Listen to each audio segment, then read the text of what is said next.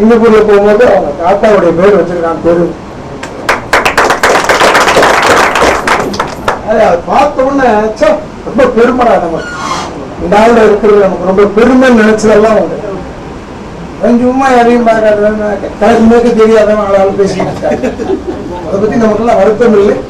திசை தெரியாதவர்கள் திசை தெரியாமல் போவார்கள் என்பதை மட்டும் தெரிவித்துக் கொண்டு பற்றி உறுதி என்று சொல்லி வந்த அனைவருக்கு நன்றியை சொல்லி தயவு செய்து, ஏன்னா சரத்குமார் அவர்கள் அழைத்தால் எது இருக்கு வேறு நல்ல ஒரு உணவு இதுல யாராவது அங்க போய் எதை போய் சொல்லுவோமான்னு சொல்றவங்க கூட சாப்பிட்டுட்டு போய் சொல்லுங்க.